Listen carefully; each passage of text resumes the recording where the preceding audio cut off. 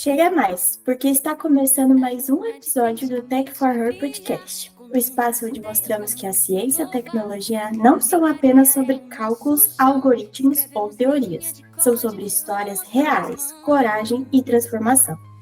E a história de hoje é daquelas que atravessam fronteiras geográficas e pessoais, mostrando que a paixão e persistência podem abrir portas em qualquer lugar do mundo.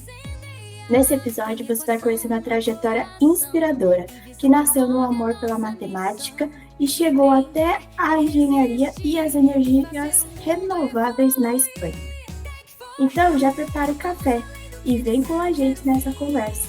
E vai te lembrar que seguir sua paixão pode te levar mais longe do que você imagina. Hoje recebemos uma mulher que desde muito cedo entendeu que os números não eram apenas números. Eram chaves para transformar o mundo. Licenciada em matemática pela UTF-PR, apaixonada pelo ensino desde o ensino médio, e quando começou a dar aulas particulares para diferentes públicos. Uma trajetória marcada por dedicação à pesquisa científica, participação em congressos nacionais e internacionais, artigos publicados em um mergulho profundo no universo da otimização. Mas a história não parou por aí. A coragem de sonhar alto levou essa mulher a cruzar o oceano, da sala de aula no Brasil ao mestrados em energias renováveis na Espanha. Hoje ela atua no desenvolvimento de modelos matemáticos e automação de processos em uma empresa de engenharia solar, mostrando que a matemática pode estar em todos os lugares, inclusive na construção de um futuro mais sustentável. Com muita alegria e admiração, recebemos Giovana Peral Sabadell. Giovana, seja muito bem-vinda ao Tech for Her Podcast. É uma honra ter você aqui com a gente. Muito obrigada, Nicole, muito obrigada. Fico muito feliz de você ter me chamado a esse projeto. Espero que esse projeto dê voz a muitas outras mulheres e que estão aí nesse mundo bastante machista, mas que seguem fazendo o que gostam. É dessa forma, mas vamos lá, essa luta continua. Então, Sim. Giovana, você sempre fala com tanto brilho nos olhos sobre a matemática. Como que surgiu essa paixão e em que momento você percebeu que queria seguir essa carreira? Ela surgiu quando eu era muito pequena, desde sempre, desde a escola, desde quando eu comecei a fazer continha mesmo, conta de somar e subtrair. Eu vi que era uma coisa que eu gostava muito, e o meu avô, que na época eu morava com a minha mãe e com os meus avós, o meu avô sempre gostou muito de matemática, ele sempre foi muito inteligente, assim, ele me incentivava muito, então eu chegava em casa e eu queria fazer tarefa de matemática, e quando acabava a tarefa de matemática, eu queria mais tarefa de matemática. Então ele sempre me incentivou muito, e eu sempre gostei muito, sempre vi que isso era muito, não sei, para mim sempre foi muito legal. E para seguir a carreira, assim, eu sempre gostei, isso foi minha vida inteira, realmente. Mas as pessoas sempre tendiam você vai fazer engenharia? Você vai... Então, eu estava sendo sempre muito influenciada. Só que, na realidade, eu sabia que o que eu queria era matemática. Então, na realidade, eu entrei na licenciatura em matemática da UTF-PR com a desculpa de que eu ia entrar, só que eu ia depois ir para uma engenharia. E a verdade é que no primeiro semestre eu me apaixonei e eu falei, não, é isso que eu quero e eu vou ficar aqui porque eu amo, e acabou. Então foi mais ou menos assim, eu falei, não, vou seguir, ponto. Ah, que legal saber dessa história, assim. Eu também gostava muito de matemática e eu acho que também fui influenciada mais para seguir a carreira da engenharia. Só que eu acabei gostando mais da engenharia mesmo. Então, bom, então tudo bem. Se não foi forçado, tá ótimo. Não. Mas você falou também, né, que começou a dar aulas particulares no ensino médio. Você pode contar como que essa experiência te ensinou sobre ensinar e aprender? Foi uma experiência também engraçada, porque eu tenho um primo, que é um primo irmão, e ele é 3 anos mais novo, e ele só estudava comigo. Então, por exemplo, ele queria estudar para alguma matéria, principalmente para matemática, e ele só queria estudar comigo, ele só conseguia estudar comigo, ele gostava do jeito que eu ensinava, Isso eu tinha, não sei, 15 anos. Acho que quando eu comecei tinha 15 anos. E ele falou, eu tenho tanto amigo que tem dificuldade, por que você não ensina eles, né? Por que você não dá aula, assim, cobrando nada ou cobrando muito pouco? Uhum. Falei, fala aí que eu dou aula. E aí, no final, eu me vi com 15, 16 anos, tendo 25 alunos de particulares, Nossa! e começando no sábado, sei lá, às 8 da manhã, terminando de noite a dar aula, porque eu comecei a amar, e aí eu comecei a dar aula tanto para criança, quanto para adolescente, quanto para adulto. E, inclusive, eu tive uma aluna de 65 anos, uma senhora, Que e eu amo. legal! Pois é, e até hoje eu tenho contato com ela, a gente assim, não conversa, Que mas eu tenho fofo! contato. E ela me chamava de professorinha, né? Porque, imagina, eu era super nova. Ai, meu Deus!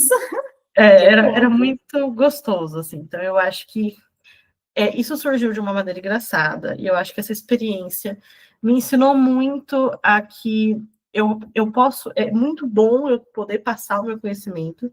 E também é muito bom ter esse contato com a pessoa. E eu também... Eu sempre estudei também, além de ensinando, né? Então, tinha muitas matérias, por exemplo, história e tal. Eu gostava de ensinar para eu poder aprender. E eu acho que com matemática é a mesma coisa. Eu consigo ficar atualizada, eu consigo manter minha cabeça ativa enquanto eu ensino. Então, sempre foi realmente uma paixão. E você disse, então, que essa ideia, né, de ter... Ideia não, esse trabalho aí que você acabou criando ali de dar aula de matemática, ainda aumentou ainda mais essa paixão pela matemática para você seguir carreira nessa área? Com certeza. Eu acho que a única coisa que era complicado, que é complicado, infelizmente, é que o professor é muito desvalorizado, né? Isso eu acho que em todo Sim. mundo. E no Brasil a gente vê mais isso, né? E eu ficava muito Uhum. chateada com isso, porque o que são as outras profissões sem o professor? Então eu sempre pensei, Exatamente. assim, o professor tem que ser uma pessoa que ganha muito bem, porque é muito difícil você ensinar, você mesmo ter isso, de ter uma didática, você conseguir passar, porque tem muita gente inteligente que não sabe passar aquilo. Então, eu acho que é uma coisa assim. Sim. Que é Então, realmente, muito técnico, né? E acaba não atraindo tantas pessoas. exato, acaba sendo uma arte você ensinar, você conseguir passar. E então, isso, na realidade, assim, me fez amar mais ainda. Só que eu sempre tive aquilo de, poxa, que triste que é desvalorizado. E também eu sempre fui muito de gostar de tudo. Então, eu tinha outras coisas que eu gostava, eu sempre gostei da parte de matemática aplicada, não só de ensinar, então é complicado porque eu tenho um leque grande, assim, que eu gosto de fazer, e aí eu tive que, claro, quando você opta por uma coisa, você acaba deixando outra. Sim. Infelizmente, você não consegue abrir os Não, braços para tudo. Por mais que você tente, é impossível. é impossível, é impossível. Agora, falando um pouquinho mais para frente, ali durante a sua formação na UTF, você chegou a fazer alguns projetos de iniciação científica, fazer alguma publicação acadêmica? Porque quando a gente entra na faculdade, né, muitas pessoas acabam entrando e só fazendo curso por fazer. Tipo, eu vou finalizar aqui, eu vou fazer minha graduação e tá tudo certo. E uma coisa que eu acho interessante da UTF é que ela incentiva a gente a participar, por exemplo, de projetos de extensão, que agregam muito no nosso currículo e também faz com que a gente coloque as coisas na prática. E também a iniciação científica, né? Que faz a gente voltar para a área de pesquisa, para ser mais atrativo essa área, que é ainda tão pouco comentado, parece, aqui no Brasil, sabe? Não é tão incentivado. É tão desvalorizada essa área, principalmente dos pesquisadores, e a gente tem tanto pesquisador bom, e é uma decepção, assim, ver como que está hoje em dia, infelizmente, apesar da melhoria.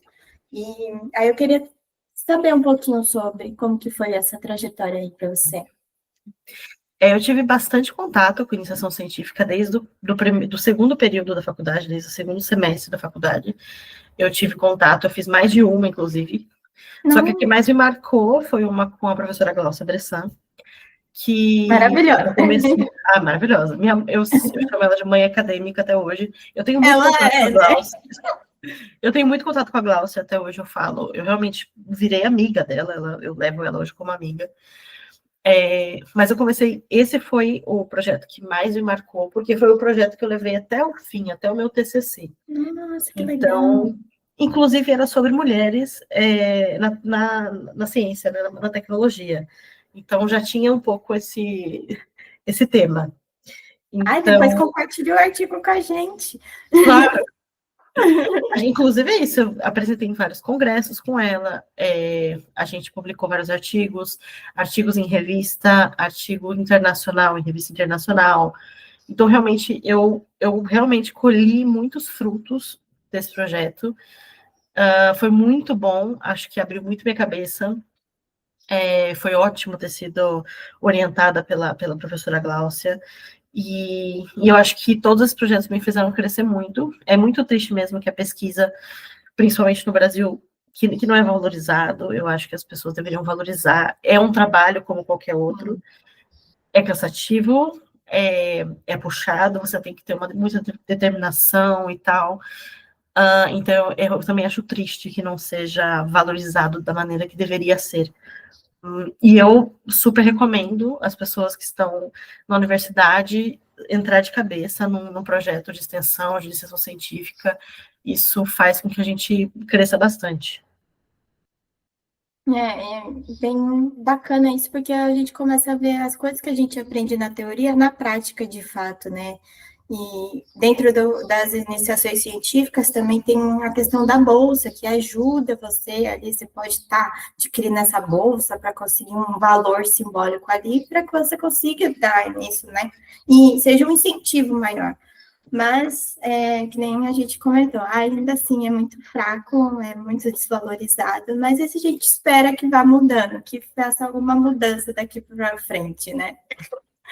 Sim. E a sua trajetória, ela é marcada, né, é feita de coragem e dessa questão de sair da zona de conforto, né? Então, do interior de São Paulo, você chegou no sul da Espanha. Conta aí como que foi esse processo de decisão, assim, de sair do Brasil, de estudar fora? Por que você falou, eu vou para a Espanha? E por que Espanha? Todo mundo me faz essa pergunta. Por que Espanha? Por que esse lugar da Espanha? Eu sempre me pergunto. Na realidade, eu sempre tive vontade de morar fora, de ter experiência de morar fora. Não tinha esse negócio, não, vou para fora do Brasil e não vou nunca mais voltar, mas eu queria ter essa experiência de ir para fora e ver como que era lá fora. E eu acho que a universidade abriu muito a minha cabeça, foi o momento em que eu saí da minha bolha, porque eu comecei a morar sozinha, né? Então, com 17, 18 anos eu já não morava e depois nunca mais voltei. Então, eu acho que eu saí da bolha e aquela vontade de morar fora aumentou muito, assim. Uhum, Então, quando eu terminei a UTF, eu fui fazer um mestrado em matemática aplicada na Unifesp em São José dos Campos. E uhum, aí eu fiz 6 meses do mestrado. E assim, nesse meio tempo, na verdade, um pouquinho antes de entrar, eu me inscrevi numa bolsa que chama Beca Talento, Beca é bolsa em espanhol, Beca de Atração de Talentos, que uhum. era a primeira chamada deles. Até hoje existe, tá? Faz 8 anos que eu estou na Espanha, e faz 8 anos que Legal. existe essa bolsa, que toda vez traz gente. Mas era a primeira chamada deles. Só que assim, eu me inscrevi de uma maneira muito despretensiosa. Minha mãe enviou Tipo, para não mim. vai dar certo, né? Não, mas assim, muito. Eu não mandei nem meu passaporte, porque eu não tinha na hora, eu mandei meu RG. Assim, ó. Ai, meu Mandei, Deus. sério, foi muito despretensioso. Eu mandei meu RG, vai meu RG mesmo. Vai, Depois, só se vocês vai. quiserem. Minha mãe mandou para mim e Eu falei, dou meus aceitei. pulos, né? Mas foi muito despretensioso, assim. Eu mandei isso, acho que em fevereiro, no começo do ano de 2017, acho. 2017. E aí, em junho, aí eu tinha que escolher alguma coisa para fazer, né? Porque era uma bolsa, eu tinha que escolher uma graduação e tal. Não Uhum. estava tendo para mestrado, então só estava tendo para graduação. Mas assim, como eu não pensava em passar, eu só coloquei lá, né? Engenharia industrial, pá, e acabou. Coloquei. E aí, em junho, julho, eu recebo um e-mail, que eu achei que fosse spam, falando, falei, pronto, é vírus. falando que eu fui selecionada. Assim, desse jeito, fui selecionada, não sei o quê, tem que enviar tal documento, tem que assinar uma carta de aceite, né, que eles chamam, não sei o quê, até tal Uhum. dia, e as aulas começam em setembro. Isso era julho. E as aulas começam em setembro. E você não tinha nem um passaporte? Não, eu tinha passaporte, só que Ah, naquele tá. dia que eu me inscrevi, eu não tava com ele, porque meu passaporte ficava guardado, né? Não, Ah, entendi. Eu achei que você não tinha. Eu falei, não, rapaz, graças a Deus imagine o eu passaporte. tinha. Graças a Deus eu tinha, senão eu não ia, né? Eu ia ter que chegar mais tarde. Muita gente chega mais tarde. Aí eu falei, meu Deus. Aí eu primeiro fui pesquisar se aquilo era spam. Eu te juro que eu fui pesquisar primeiro se aquilo era spam. E não tinha, né, como. Eu falei, meu Deus, o que, que eu vou fazer? E aí eu conversei com a minha mãe. Minha mãe sempre foi bastante incentivadora para eu ir para fora, para estudar de fora. Inclusive foi ela que mandou para mim a inscrição. Ah, que legal. Só que aí eu me vi também com uma questão.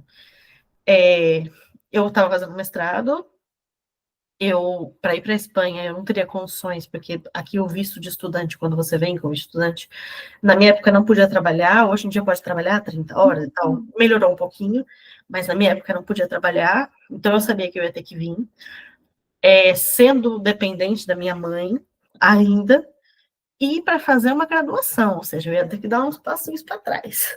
Uhum. Então, assim, Nossa. não foi uma decisão tão simples, Uhum. porque eu tinha muito pouco tempo, eu tinha pouquíssimo tempo para decidir, para fazer tudo, e para, meu Deus, vou. Só que foi uma decisão que eu, assim, e dentro de mim eu queria. Eu não, eu queria, eu sei que vou ter que parar um mestrado que eu lutei para passar, sabe, um Uhum. mestrado bom e tal, para fazer uma graduação. Só que eu falei, por que não? Porque eu falei com a minha mãe falou, não, se você quer, a gente dá um jeito. Então eu falei, ok. E aí foi a loucura. Foi a partir daquele momento foi uma loucura. Então assim, eu não escolhi Espanha, assim, e não escolhi a cidade com que eu vim morar, que eu não moro atualmente nela, mas era em Jaén, que era no sul da Espanha, uma cidade bem pequena, de 100 mil habitantes, bastante universitária, porque a Universidade de Jaén, que é onde eu estudei, ela ela atrai muito gente de fora, ela faz muito tipo Ah, de que legal. bolsa, Erasmus e tal, enfim, fica a dica aí para quem quiser. É, enfim, e eles fazem muito disso. Então, é uma faculdade, uma universidade muito internacionalizada, que eles chamam. Então, não escolhi, não, quero Rainha, quero Espanha. Não, eu só vamos para fora, Só entendeu? veio.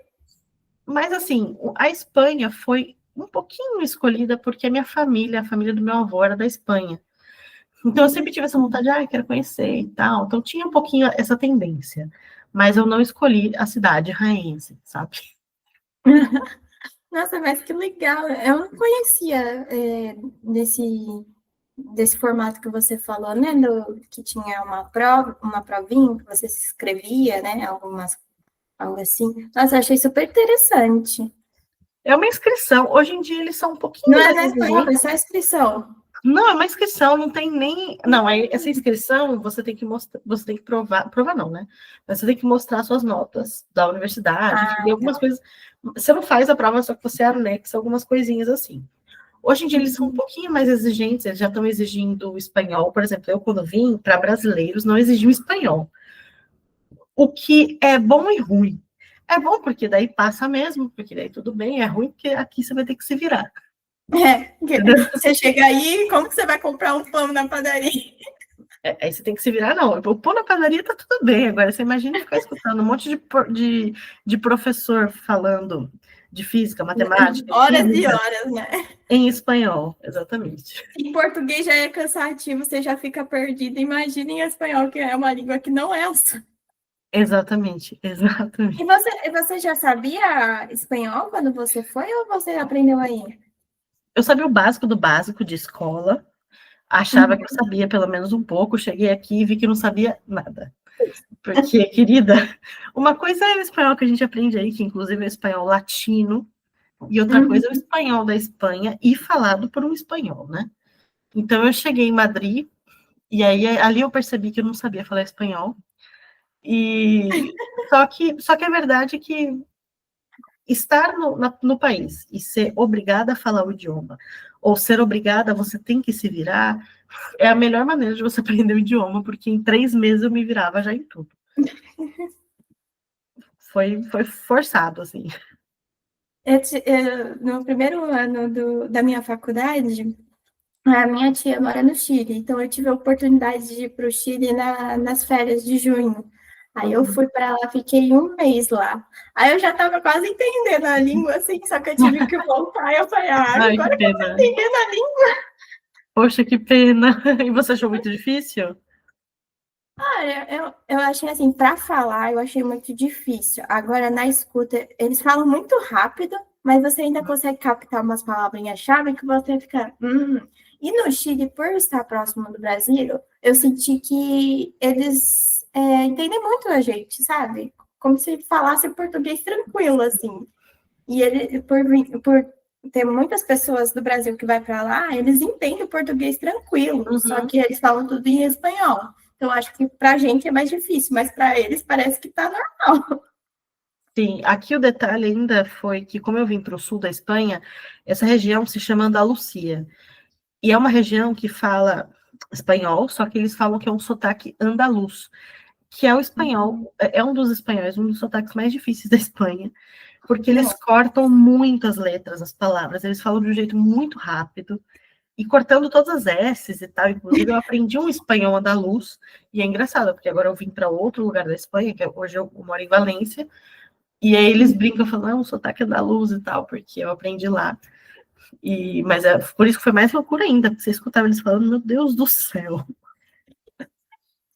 Eu imagino. E é muito engraçado isso, que quando a gente está no Brasil, a gente vê vários tipos de sotaque, né? Em todo o país tem diversidade na língua ali, nossa, né? E aí a gente já fica tipo, nossa, que engraçado, que legal, olha como é diferente. E aí você vai para fora e você acha o espanhol é só aquele espanhol, o inglês é só aquele inglês. Aí você vai para cada uma cidadezinha ali e você vai vendo todos os sotaques também e fala, nossa, gente. É igualzinho aqui. A gente percebe que é em todo mundo. É dessa forma. E é bacana ter essa diversidade da língua, né? Porque é da cultura de cada cidade, tem um pouquinho de cada cidade. Sim. E o que te marcou nessa transição do Brasil e Espanha em termos de cultura, educação, oportunidades? Porque, assim, o que eu vejo de muita gente que vai para fora, vai em muitos países mais falados, né? Estados Unidos, Canadá. Espanha, eu acho que você foi a primeira pessoa que eu conheci que foi para a Espanha. Olha, eu gostei muito de vir para a Europa, no geral. Eu ainda tenho uma preferência aqui do que a Estados Unidos e tal. Mas essa transição foi realmente bem impactante em todos esses âmbitos que você falou, tanto na cultura, quanto na educação, quanto nas oportunidades. E teve coisa boa, teve coisa ruim. Ser imigrante não é fácil, as pessoas que pintam como flores. Ah, meu Deus, você está na Europa. Também é sofrimento, tá? Eu sei que as pessoas gostam de falar, é um pouco white people problem, mas é verdade. Ser imigrante não são flores. Sim. Então, assim, a cultura, assim, desde as coisas tontas, como, por exemplo, horário de comida, horário de comer, tudo diferente, bobeira, mas é verdade, é horário de comer e tal, as formas com que eles falam, agem, ou, por exemplo, eu vou falar uma coisa tonta, mas que é uma coisa legal que eu aprendi com eles, que eu tô aprendendo ainda, que é falar não. O brasileiro não sabe falar não.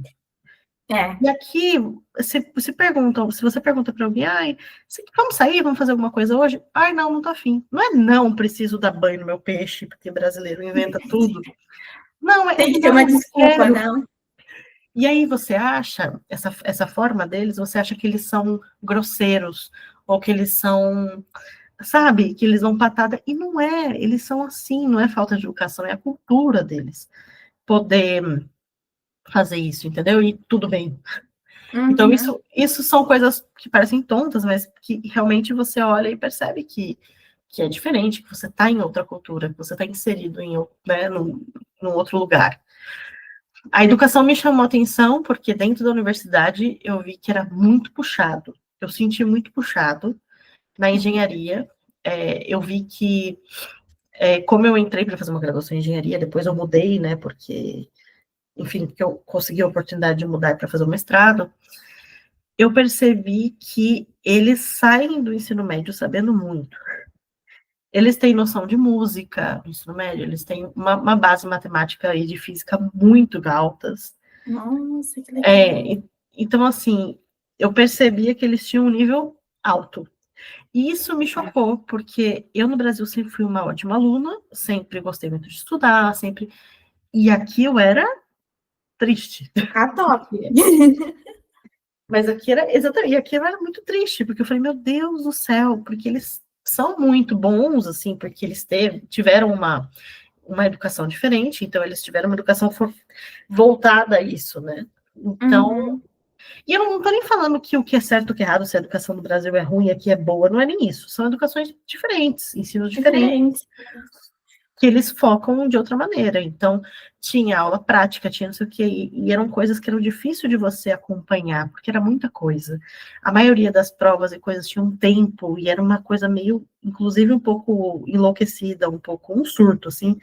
Tinha professor que colocava um relógio enorme, assim, Ah, nossa, isso me dá atrás. um pânico. Sim, você tinha que fazer coisas tão rápidas, e aí eu travava, porque, meu Deus. Então, isso é uma coisa que me chamou muita atenção. Não foi fácil, a universidade ali de rainha e mestrado tiveram momentos, assim, realmente duros, assim, mesmo, de Uhum. pensar, meu Deus, o que eu estou fazendo? Porque realmente você percebe que é mais difícil e por vários motivos, assim. Mas Sim. também eu vi muitas oportunidades aqui, né?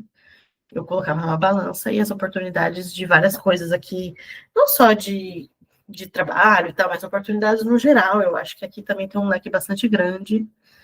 E outra coisa que choca muito, que não choca, mas que a gente fica mal acostumado, ou bem acostumado, porque coisa boa a gente se acostuma bem, é a questão de segurança, que a gente já sabe, todo mundo fala, e é verdade. Ah, sim. É triste, mas é verdade, que no Brasil não é assim.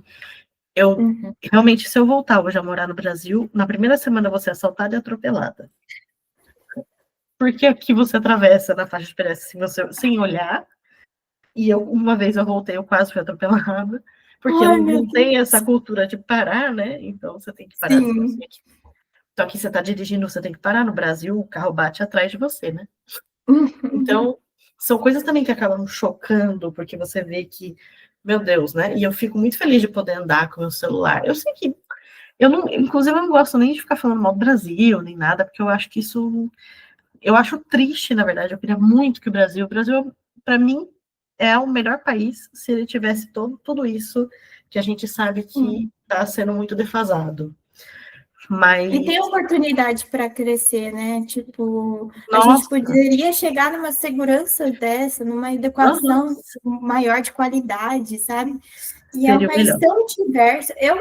Assim, particularmente, eu não tenho vontade de morar fora do Brasil, porque eu acho que é um país muito gostoso para se morar.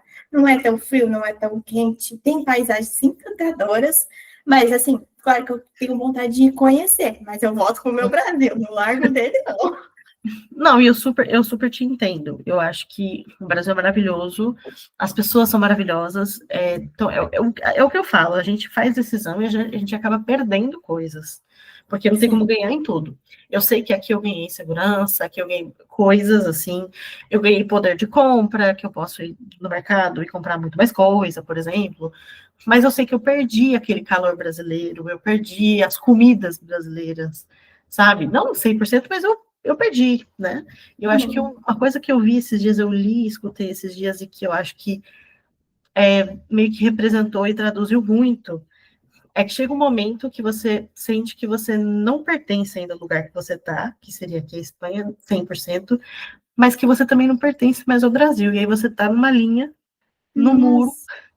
e eu acho que eu me Nunca sinto parei um para pouquinho pensar assim. nisso, mas, nossa, deve ser uma loucura, né? Acho que eu cheguei num momento assim que eu não sinto que eu tô muito inserida aqui, para mim é minha casa, eu sinto que é minha casa. Só que, claro, eu não passei infância aqui, existem referências que eu nunca vou pegar. Só que Uhum. daí, se eu voltar para o Brasil, passou, foram 8 anos. então parece que eu também não faço parte dali 100%, sabe? Então eu acho que essa fase, não sei se é uma fase, enfim, mas essa imigração de basicamente estar em cima ali do muro, de você não Uhum. estar acontecendo, é complicado, é uma coisa que eu acho que quando eu escutei, eu falei, meu Deus, é difícil. Então, é uma balança, você tem que botar na balança, enquanto tá valendo a pena estar aqui, eu vou estar aqui, mas é sabendo que deixei para atrás coisas. Não me arrependo, mas não significa que eu não sinta falta de certas coisas. E você falou que foi por aí em 2017, né? Isso, Que no se final de inscreveu. 2017. E como foi a pandemia aí? Você acabou passando por aí, né? Sim. Foi um. Parecia uma cidade zumbi. Ai, como... As aulas, eu fazia aula ainda, as aulas eram, acho que como foi também no Brasil, né? Tudo pela internet, tudo pelo Google Meet. E, e eu não sei exatamente como foi no Brasil, assim, no mesmo, porque acho que cada lugar também deve ter sido de uma maneira, mas aqui foi, acho que bem pesado no sentido de bem regulado.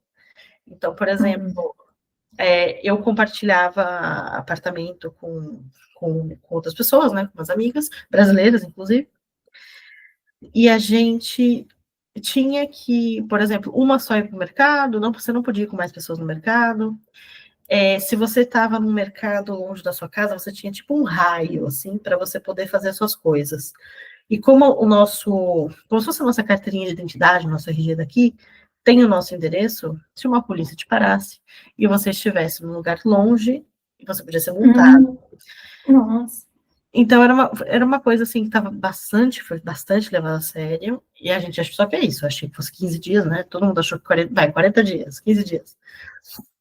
E só que virou uma cidade zumbi, porque a cidade era pequena, e aí quando eu ia sair, meu Deus, não tinha ninguém, assim, era uma coisa muito surreal.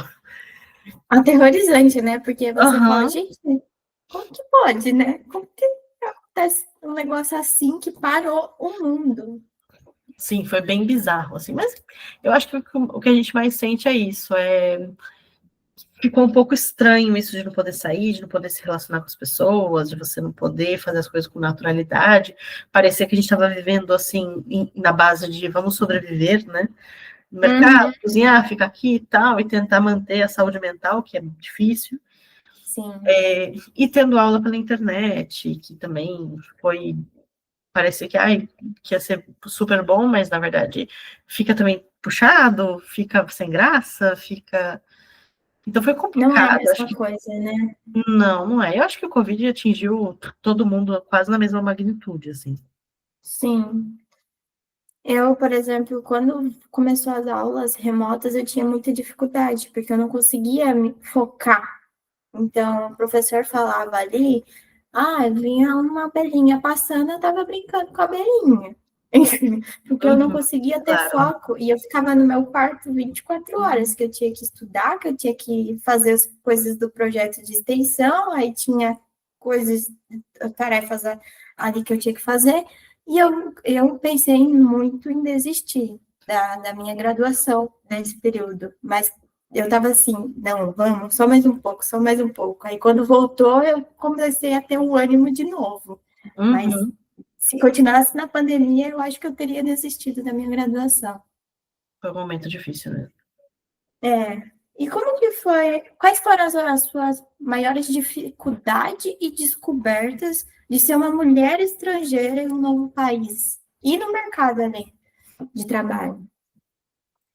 Acho que eu descobri que ser mulher estrangeira em qualquer lugar do mundo, inclusive aqui num país que é mais, que se fala o mais desenvolvido, inclusive aqui existe preconceito,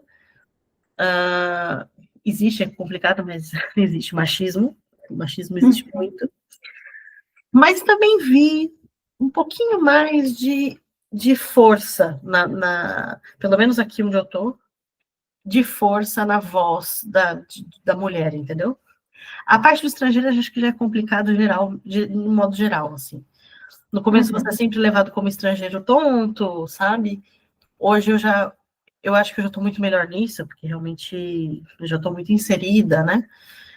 Sim. Só que eu acho que no começo foi um pouco, inclusive aconteceu algo no meu primeiro ano, foi no primeiro ano da universidade, que acho que foi a primeira e única vez que eu escutei algo assim tão chocante, que eu achava que eu não ia escutar aqui, que foi, a gente estava numa aula, eu não lembro exatamente do que era, mas era usando MATLAB e tal, e eu Uhum. sabia fazer um negócio que o professor estava fazendo, né, assim, por coincidência que eu sabia fazer, e aí eu tinha aula, aquela aula que era da engenharia, tinha muita gente muito nova, né, e Uhum. então eram muitos meninos novos, mais novos que eu, e já sabe, com a cabeça Sim. pior ainda. E aí o menino do meu lado não estava conseguindo fazer, e eu virei para ele e perguntei se ele queria que eu ajudasse, ou se ele queria alguma coisa. E ele falou assim, ah, não. Só falou assim, ah, não. Eu falei, tá bom. E aí eu fiz e tal, e ele falou assim, por que você, estrangeira, sabe fazer e eu não? E aí Oxe, eu fiquei muito chocada, porque eu não tinha passado por isso ali ainda. Aí eu fiquei muito chocada, assim, eu realmente fiquei um tempo calada. Aí eu só virei e falei, gente, porque eu tenho cérebro. Eu É que eu não, assim, eu não consegui nem saber, eu não conseguia nem falar, de verdade, assim, porque eu não tinha tipo, o instrumento. que que é assim, ser estrangeira e saber fazer algo? Tem isso também. Brasil tem fama, Brasil qualquer outra, é normal que a gente tenha estereótipos, né? E Brasil tem um Uhum. estereótipo. Então tem aquele estereótipo de eles acharem, não todos, mas algumas pessoas, principalmente mais novas, enfim, mais tontas mesmo, mais ignorantes, acharem que eu morava num lugar onde passavam macacos e elefantes pela, entendeu? Como se era quase como, nossa, tinha luz na sua casa. Então, infelizmente, existem Chegou a pessoas. internet aí. Exatamente, existe esse tipo. Esse também é um pouco mais escrachado, exagerado, mas hoje eu vejo que, Mas é como a demais, minha. né? Sim. Hoje a minha roda de pessoas, né, são mais adultos, né, no Uhum. trabalho. Então a gente percebe que é um pouco menos, mas existe aquilo, porque é algo impregnado, né? Tanto racismo Sim. quanto machismo. A gente é machista, gente. Então eu acho que às vezes eu escuto alguma coisinha, algo assim, algo de Brasil, ou não sei o quê, que eu sei que às vezes não é nem realmente por maldade da pessoa, mas é algo que já está impregnado e que ela não percebe, né? Mas assim, eu acho que a dificuldade um pouquinho foi mais ainda por ser estrangeira do que mulher. Uhum. Na parte de trabalho, eu acho que, igual como todo mundo, é um ambiente machista. Então, tem essa de que parece que eu preciso me provar um pouco mais do que Uhum. as outras pessoas, que né, os outros homens. Mas ainda, eu acho que é menos do que eu vi enquanto eu estive no Brasil. Porque é verdade que eu Uhum. trabalhei mais aqui do que no Brasil. Então, aparentemente, eu vejo um pouco menos, vejo mais incentivos e mais coisas voltadas a precisamos acabar com isso, com machismo e tal, com incentivar mulheres. Eu acho que eu vi algo um pouquinho mais forte aqui, mas assim, do que eu tenho referência no Brasil, né? Uhum. E sobre as mulheres que pensam em estudar fora, trabalhar fora, mas têm medo de dar esse passo, qual conselho você dá para gente que busca isso? Vá, conselho é vá. Eu acho que, não, mentira, vou estender um pouco. Mentira, mas eu acho que é, o medo, eu acho que é muito normal, natural. É muito comum as pessoas falarem, ai, nossa, como você é corajosa. Eu nem tinha essa noção de que você precisa ter uma coragem, porque eu realmente queria muito vir e tal. Mas eu sei que tem que ter uma certa coragem de você largar tudo e você vir estudar fora, muitas vezes sozinha, né? Eu vim sozinha. Só que eu acho que é isso, o medo é natural, só que eu não gosto que o medo me controle. Então eu gosto de Uhum. fazer as coisas com medo mesmo. Então vai com medo. Eu acho que aqui você encontra muita rede de apoio. Você encontra brasileiros, pessoas mesmo que passam pela mesma coisa. E então eu acho que vá. Uma coisa que você comentou comigo, que eu achei super legal, que enquanto você falava, você nunca deixou de se apresentar como matemática, por mais que você tenha entrado aí nas empresas, né? E eu achei isso um diferencial muito legal. Então, você sempre reforçando esse plus em ser matemático. O que essa formação te trouxe hoje que faz essa diferença no mercado de trabalho? As duas empresas que eu trabalhei aqui, né, a anterior e a que eu trabalho hoje, porque antes eu fiz estágio na universidade e tal, então não é um ambiente tão assim. As duas eu me vendi como matemática, porque são empresas que contratam muito mais, se fosse na minha área, mais engenharia, né, ou outras Uhum, coisas. Só que eu sempre tentei trabalhar isso, dizendo que eu sou matemática, e ao meu ver, e isso não é só simplesmente vender como comercial, mas a matemática é a base de tudo. Então, eu acho que as pessoas que são matemáticas, que fizeram essa graduação, têm um pensamento analítico diferente, né? uhum, Consegue pensar de formas diferentes de um engenheiro. Então, eu acho que ter um matemático, ter uma pessoa que tem esse tipo de pensamento na equipe, que sejam engenheiros ou com qualquer outra coisa, soma muito, né? Então, a primeira empresa que eu trabalhei, que foi uma empresa também de energias, né, de luz, gás, enfim. Basicamente, eu enviei meu currículo, né, conversei com recursos humanos, não tinha uma vaga aberta, só que eles adoraram meu perfil, eu fiz a entrevista com o diretor comercial, e eles criaram um posto para mim.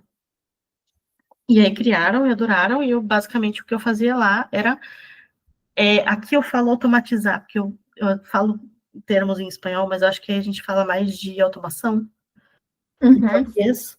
Porque eu ia falar até no começo do programa que eu falo muitas palavras traduzindo do espanhol, porque, enfim, como minha mente aqui funciona só em espanhol, às vezes eu erro umas coisas, fica inclusive feio. Mas, enfim, aqui a gente fala então em automatizar, né? E otimizar Uhum, processos. Então, eu fazia isso, otimizava processos, tanto na parte de tanto Excel e tal, tudo voltado aos comerciais, para facilitar a vida deles, assim, usando programação e tal. Então, eu acabei me vendendo mais de matemática, porque eu gostava de fazer modelos e pensar, solucionar mesmo problemas, porque eu gosto muito de solucionar uhum, problemas, e fui adicionando coisinhas, né? Ah, vou programar isso, programar aquilo. Fui adicionando coisas no meu currículo, fazendo cursos e tal, para conseguir montar mesmo esse cardápio, sabe?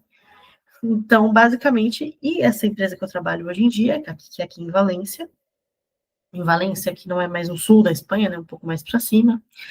uhum, Foi a mesma coisa, eles também não tinham um posto criado, mas eu fiz entrevista e eles, dentro de um departamento, que é o departamento de ofertas, eles precisavam como a empresa começou a crescer muito, os processos não estavam tão escaláveis, né? Eles precisavam de uhum, alguém que otimizasse, melhorasse, para facilitar a vida deles. Então, eu me vendi exatamente assim, né? Que além que eu já fiz isso, eu sou matemática, eu tenho um pensamento muito mais analítico, eu acho uhum, que isso tudo fazia, meio que eu jogava a meu favor, entendeu? Então, eu acho que a matemática sempre eu consegui fazer com que jogasse ao meu favor, às vezes as pessoas falam, você só vai dar aula. Não, não, eu acho que, e eles sabem e percebem aqui que a matemática pode entrar em qualquer lugar. O que eu faço hoje na empresa, eu podia fazer em qualquer departamento, e eu estou num departamento, porque eu sou uma pessoa só, mas podia fazer em todos os departamentos, e é basicamente otimizar e melhorar o que eles fazem lá, e me vendendo assim, principalmente com matemática, porque eu gosto muito desse, para eles aqui é um diferencial. uhum.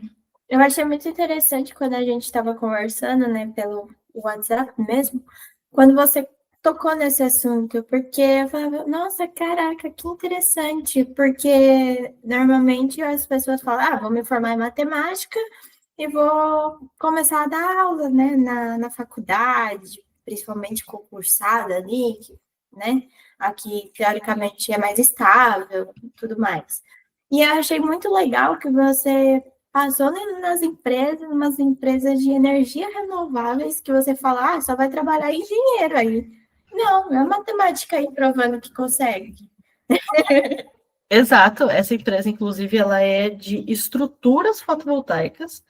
Então, a gente desenha, a gente faz desde o desenho até a fabricação de estruturas fotovoltaicas, ou seja, estruturas tanto fixas, que é o que vai em cima a planta fotovoltaica, quanto os trackers, que são os seguidores solares, né? Então, é uma coisa muito de engenharia, né? Tanto a primeira era até um pouco menos, mas essa é algo de muito engenharia. E como também na faculdade eu fiz muitas matérias de engenharia, eu tenho bastante noção, assim, de coisas de engenharia, já me ajuda também. E também o mestrado em energias renováveis me ajudou muito. Só que eu faço muitas coisas, por exemplo, uma das ferramentas que eu criei, que hoje em dia eles usam muito, que otimiza muito, e a gente economiza muito dinheiro com ela, foi feita no GeoGebra. O GeoGebra, que é uma ferramenta para ensinar matemática, que parece, né, parece muito eu uso muito. Então, e ele é muito potente. Então, eu acho que isso vai muito da criatividade. Matemática tem que ser muito criativa também. Então, eu realmente resolucionei assim no GeoGebra, de forma simples, de maneira que eu podia ver geometricamente, e dali eu programei e deixei de uma maneira, né, virou realmente uma ferramenta, né, um aplicativo. Mas foi feito no GeoGebra, então muitas das coisas que eu aprendi, eu consigo hoje em dia aplicar no meu dia a dia e no meu trabalho. Sim. E o que mais te motiva nesse trabalho? Como você enxerga esse impacto da matemática na construção de um futuro mais sustentável, né? Que a gente está falando de empresas aí que trabalham com coisas com energias renováveis, e essa questão da sustentabilidade está muito forte, principalmente aqui no Brasil, né? Das empresas buscarem fontes renováveis. Então, o que te motiva a isso? Eu acho que o que mais motiva, assim, no trabalho no geral, primeiro, é a possibilidade que eu tenho de usar a lógica, a matemática, para resolver problemas. E esses problemas resolvem muitos aqui processos. Eu acho que otimização significa reduzir desperdício, prever alguns impactos ambientais, criar soluções equilibradas, né, entre economia e ecologia. Então, eu acho que otimizar recursos, otimizar um processo, ele é algo sustentável, né? É algo, é o futuro. A gente quer, o que a gente quer fazer hoje? Tudo bem, a gente quer fazer mais coisa em menos tempo. E menos tempo significa economizar, e economizar recursos, economizar coisas. Então, eu acho que isso é sustentável, né? Eu acho que essa essência, né? Eu acho que é uma ferramenta muito poderosa para transformar o conhecimento num processo responsável, assim. E a gente sabe, voltando agora para uma parte mais das mulheres da tecnologia, né? A gente sabe que áreas como matemática, tecnologia, engenharia, matemática eu ainda sinto que na faculdade tem bastante meninas até. Porque Mas nessas licenciatura. áreas, exatamente.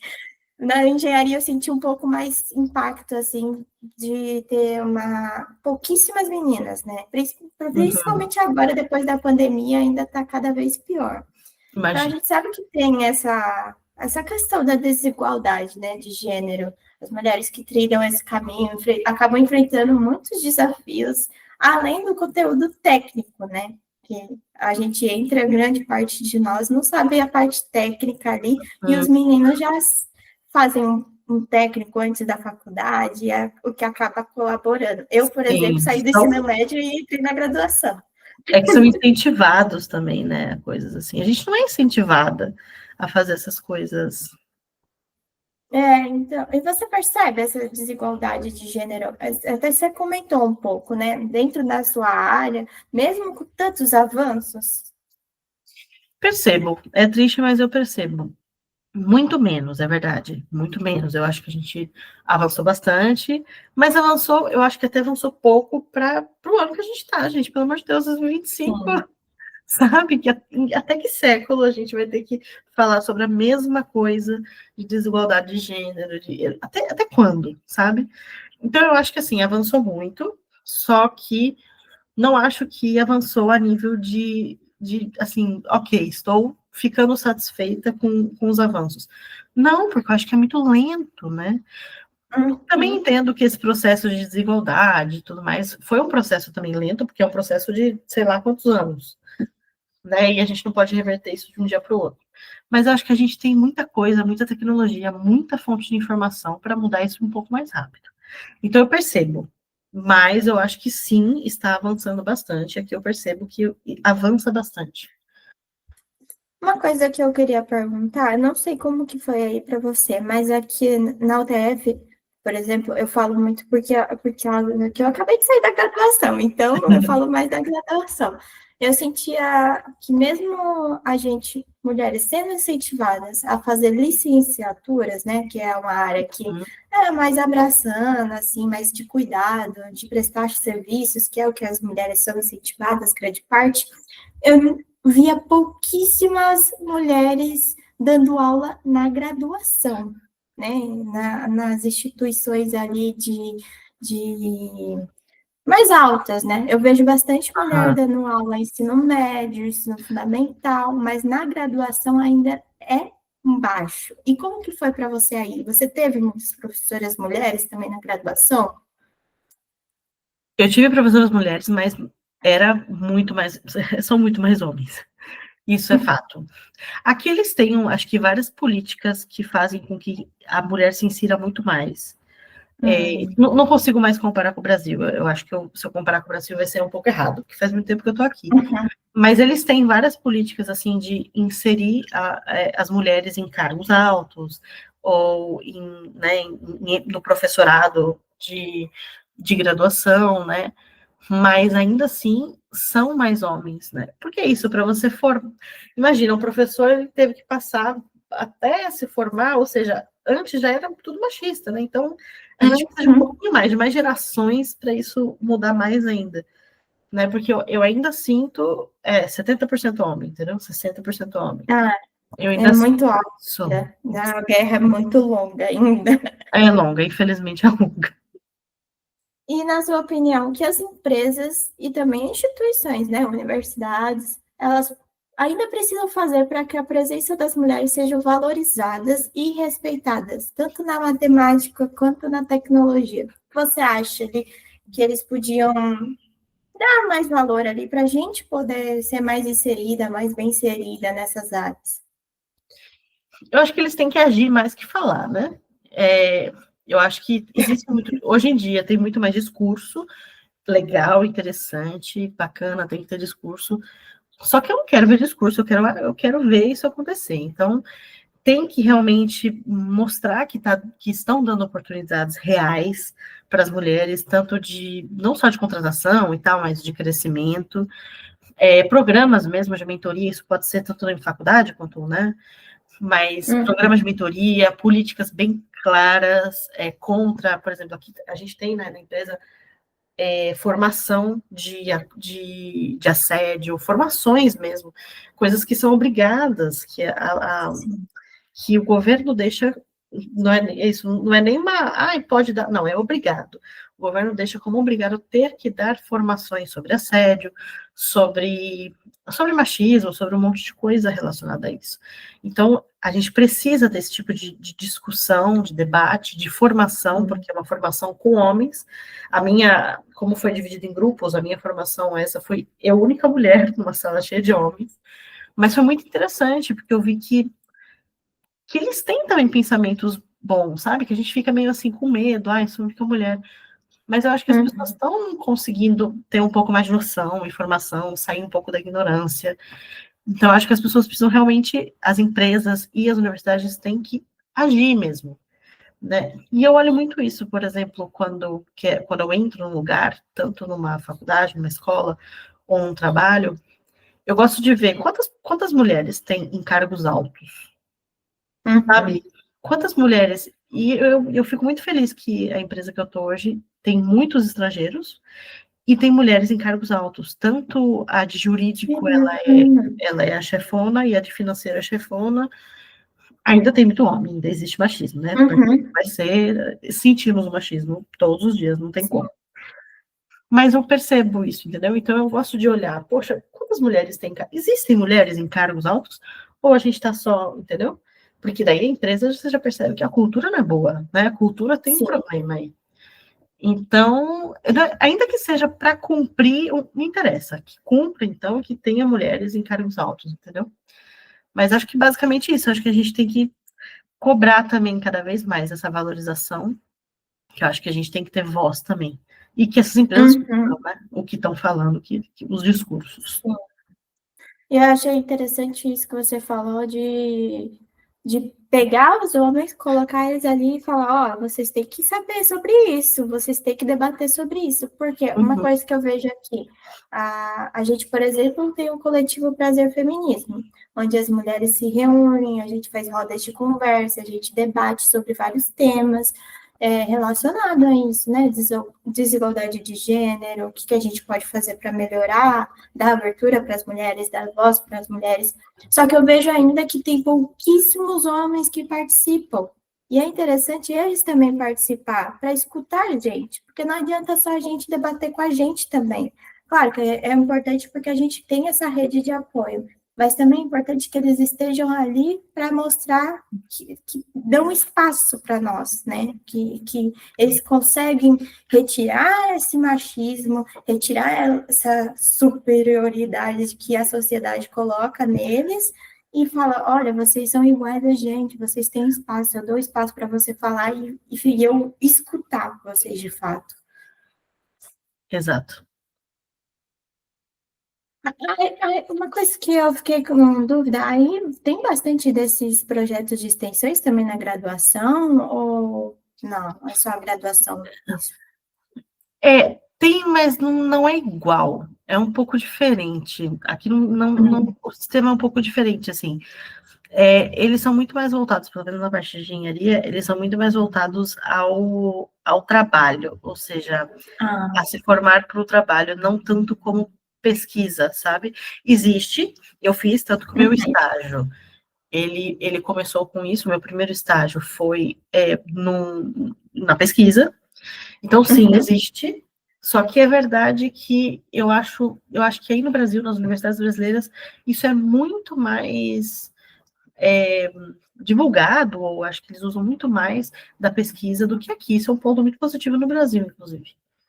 Nossa, é interessante, porque eu fiquei com essa dúvida agora. Eu falei, será que tem isso? Porque em algumas universidades também particulares, eu sinto que não tem tantos projetos de extensão. Já as públicas, elas são muito incentivadas nisso, projetos de extensão, iniciação científica, coletivo.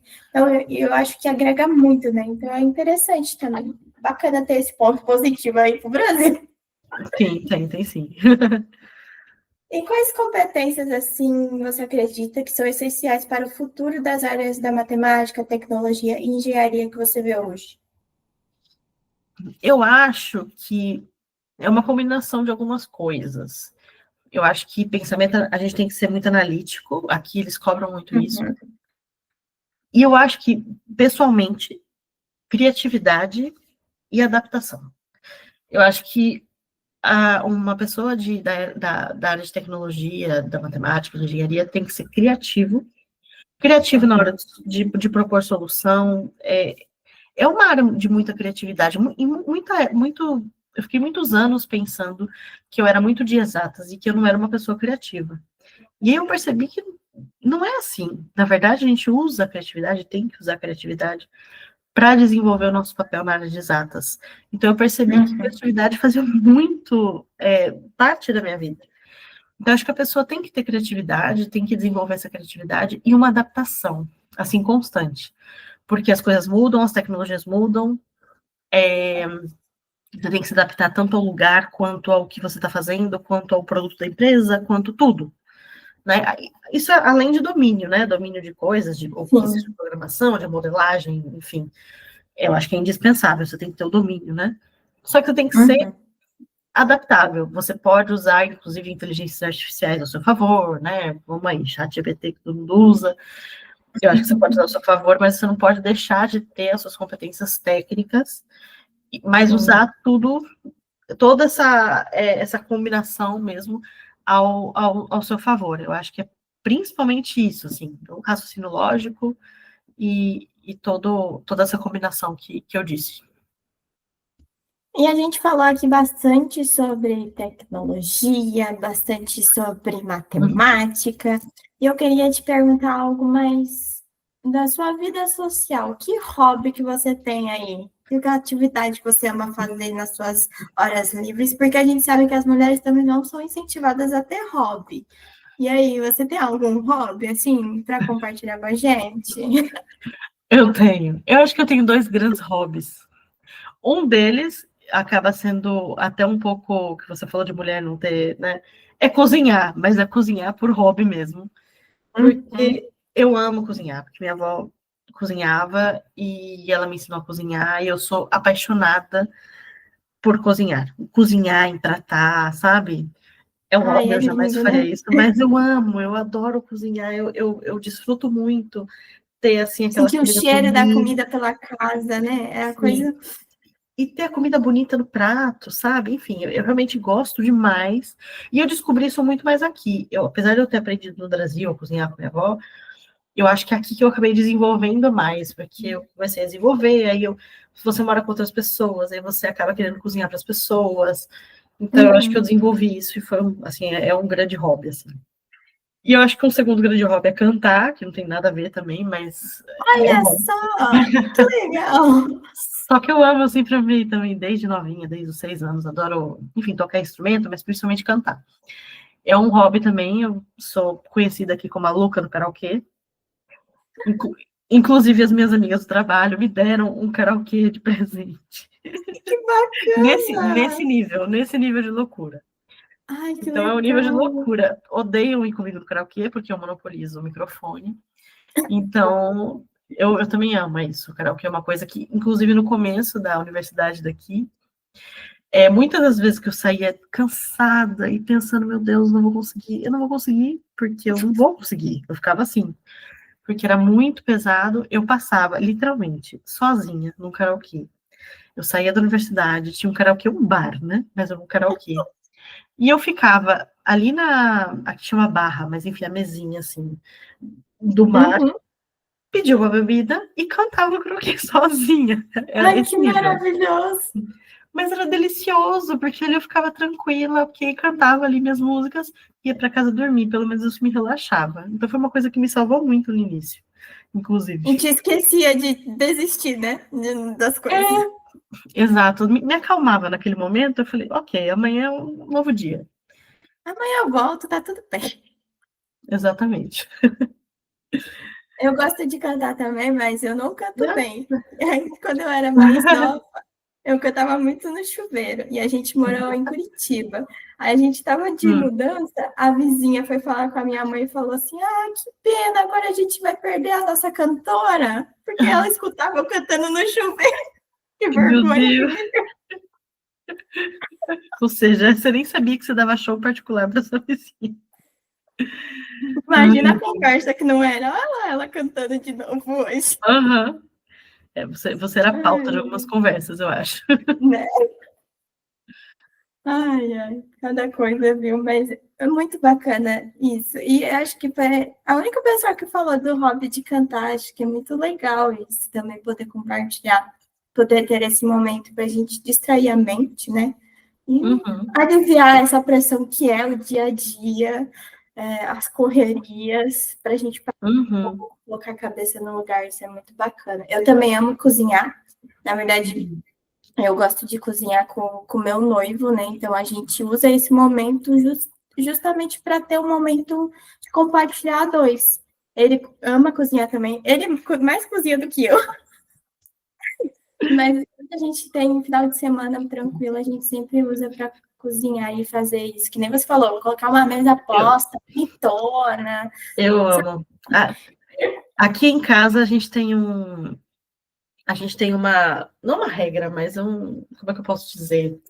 É uma tradição de tomar café da manhã no final de semana, porque é quando a gente está mais tranquilo. E Uhum. ela até vai me matar, porque eu vou falar isso no podcast. Mas, mas enfim, eu moro com a minha namorada e ela lava a louça, né? Basicamente. Ela também sabe cozinhar, só que ela fica falando, não, você que é MasterChef, eu não cozinho tão rápido, não sei o que. Eu falei, mas cozinha. Então, O café da manhã ela que faz no final de semana, então eu acabo sendo mais mimada ali, mas normalmente ela lava a louça, eu cozinho mesmo. E aí às vezes ela fala, mas eu não sou valorizada porque é você que é a Masterchef. Porque daí todo mundo fala, ai, a Giovana que fez, ninguém viu o cortar de prato que eu fiz. Tadinha. Você é valorizada porque eu odeio lavar prato. Eu odeio lavar louça. Odeio, assim. Eu também. É uma coisa que eu tenho pânico.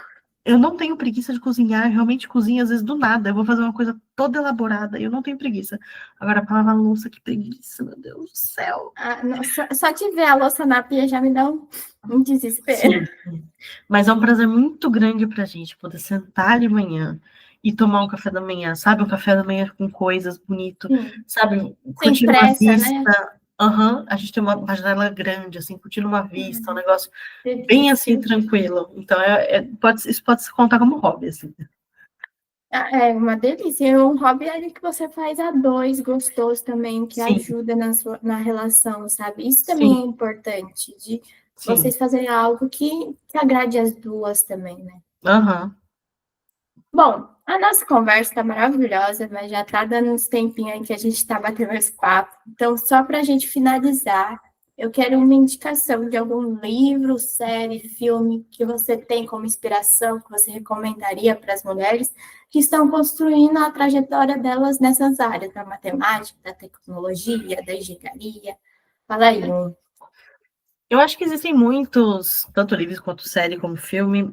Eu acho que um que eu assisti que faz pouco tempo, assim, relativamente pouco tempo, e eu acho que abrange muito isso, tanto de mulher, inclusive abrange até mulheres negras, que não é o meu caso, não é meu local de fala, mas eu acho que é muito interessante isso ser, né? E também a matemática.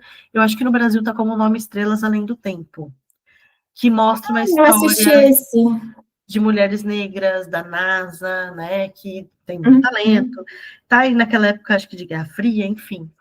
E eu acho que elas mostram essas barreiras, assim, elas realmente rompem barreiras, tanto de gênero quanto de racismo, e no meio de uma, né, corrida espacial, uma loucura, mas eu acho que é bem inspirador, eu acho que é interessante, porque fala muito isso, tanto de mulher, quanto a força de mulheres negras numa área completamente machista e assim, esbanjando coragem. Eu acho que é um filme que todo mundo deveria assistir.